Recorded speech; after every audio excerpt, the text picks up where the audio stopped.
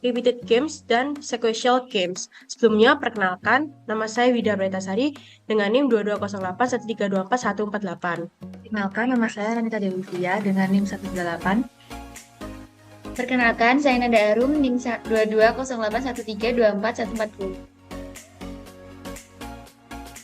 Perkenalkan, nama saya Aman Agus Mawardani dengan NIM 220813241144. Perkenalkan, nama saya Asaful Kafi dengan NIM 220813241447. Perkenalkan, saya Sultan Ali Hidayatullah dengan NIM 220813241145. Perkenalkan, nama saya Jul Lazari dengan NIM 220813241141. Perkenalkan, nama saya Nizar Aulia Ridho Nasrullah dengan NIM 220813241139.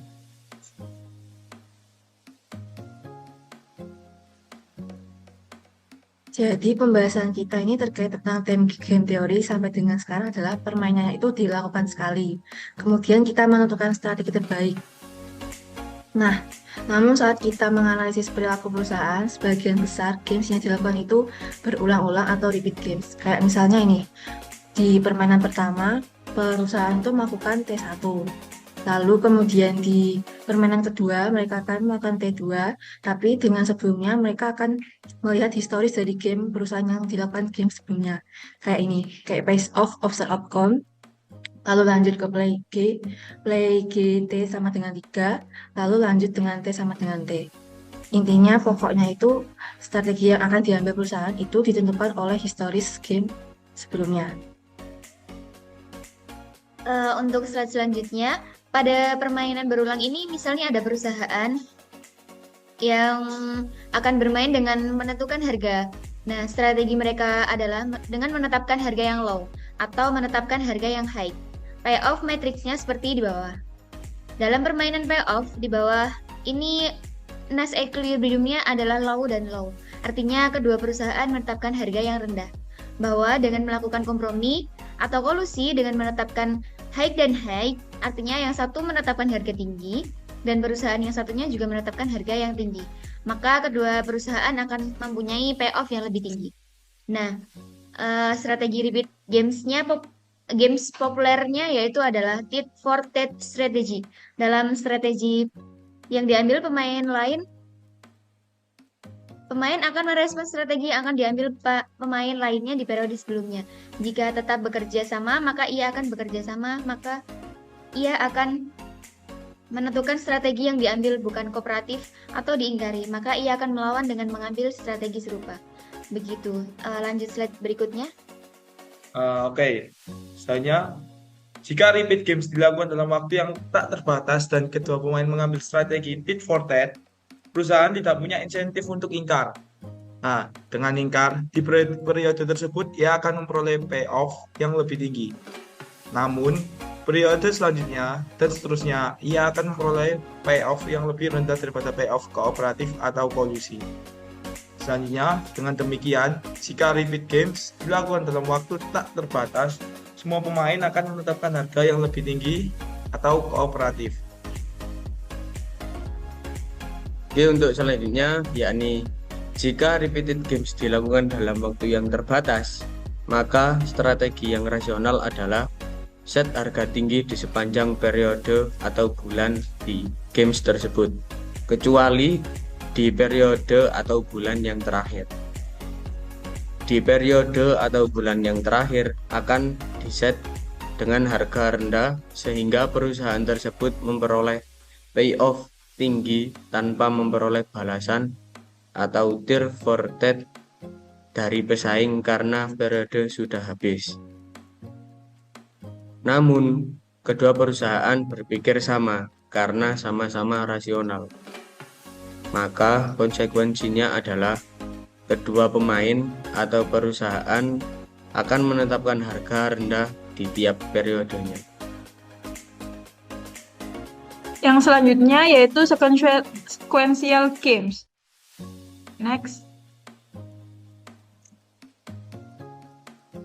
Jenis Jenis games lain adalah permainan yang berurutan. Permainan berurutan dalam permainan ini dimainkan dalam giliran atau putaran, seperti catur, di mana setiap pemain mendapat giliran.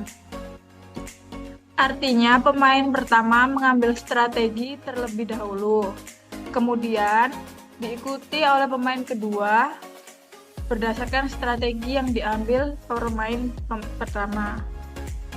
Nah, dalam menentukan strategi, pemain pertama akan mempertimbangkan best response pemain kedua, sehingga hasilnya akan optimal.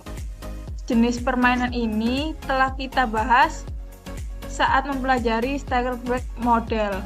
Masuk ke pembahasan selanjutnya.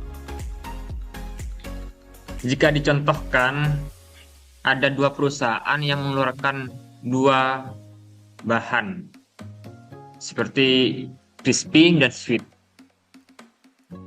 Jika perusahaan satu mengambil strategi terlebih dahulu, strategi apa yang diambil?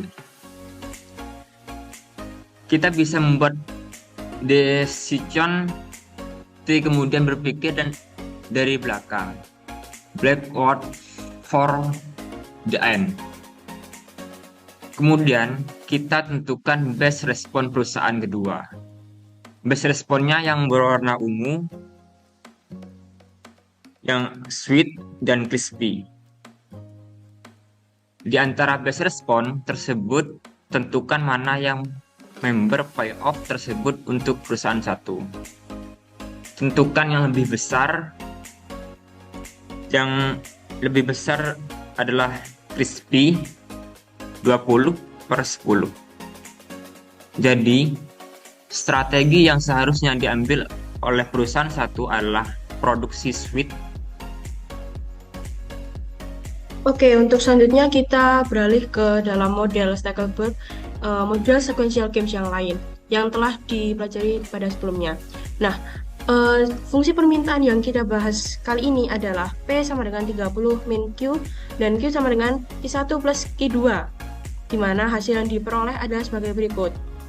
Yang pertama, jika dilakukan secara bersamaan dan tidak saling menunggu, strategi dari kedua perusahaan tersebut yang dipakai adalah 10 dan 10, yang artinya kedua perusahaan tersebut yang bersaing memproduksi 10 unit. Jadi mereka sama-sama memproduksi 10 unit. Strategi ini diambil secara simultan yang tidak melakukan kerjasama. Jadi mereka tidak saling menunggu dan hanya langsung menekankan kepada strategi yang mereka ambil. Kemudian yang kedua, jika salah satu perusahaan menetapkan strateginya terlebih dahulu, maka strategi yang dimiliki adalah 15 dan 7,5. Artinya perusahaan 1 memproduksi 15 unit, sedangkan perusahaan 2 memproduksi 7,5 unit. Kemudian yang ketiga, jika kedua perusahaan yang saling bersaing itu kolusi atau saling kerjasama dan konklusif, strateginya adalah sama-sama 7,5, di mana mereka bersama-sama memproduksi dalam jumlah yang sama, yakni 7,5 unit, karena dari yang diproduksi tersebut mereka mendapatkan hasil yang sama besarnya. Nah, dari contoh model Stackelberg yang sudah diberikan, maka dapat dianalisis dari sequential games yang di atas bahwa perusahaan tersebut, kedua perusahaan dapat memiliki strategi yang sama atau berbeda tergantung pada bagaimana mereka menginginkan jumlah unit produksi yang akan dikeluarkan. Lanjut di sequential games, di sini ada perusahaan satu dan perusahaan dua, yang mana masing-masing perusahaan ini ada strateginya masing-masing. Dari perusahaan satu sendiri, ini ada strategi entah dia memproduksi 7,5 unit, 10 unit, atau 15 unit. Dan juga ini ada perusahaan dua juga, ini strateginya 7,5 unit, 10 unit, dan 15 unit. Dan ini adalah bagian payoff-nya. Lalu dari payoff ini kita bisa analisis dengan menggunakan payoff matrix dan sequential games yang sudah disampaikan dari teman-teman saya tadi. Dan dari PF tersebut dapat kita simpulkan bahwa base respon dari perusahaan 2 terjadi saat perusahaan 1 memproduksi 7,5 unit. Jadi base respon perusahaan 2 adalah 10. Lalu base respon perusahaan 2 saat perusahaan 1 memproduksi 10 unit adalah 10. Dan juga base respon perusahaan 2 saat perusahaan 1 memproduksi 15 unit adalah 7,5 unit. Lalu dari hasil base respon tersebut kita lihat hasil payoff-nya. Hasil payoff pertama dari base respon perusahaan 2 adalah 93,75. Lalu payoff dari base respon perusahaan 2 yaitu 100. Dan juga base respon perusahaan 2 7,5 yaitu 112,5. Perusahaan 1 harus memilih payoff terbesar dari base respon perusahaan 2. Jadi payoff terbesarnya adalah 112,5, yang mana saat perusahaan 1 memproduksi 15 unit. Jadi ini yang akan dilakukan dari perusahaan 1 jika dia melakukan langkah pertama menentukan strategi terlebih dahulu. Seharusnya dia akan memproduksi 15 unit. Oke, mungkin dari kelompok kami penjelasan maupun pemaparan dari repeated games dan sequential games cukup sekian. Jika ada yang ditambahkan atau mungkin dapat menjadi masukan pada kami, maka kami persilahkan. Oke, terima kasih. Sekian. Wassalamualaikum warahmatullahi wabarakatuh.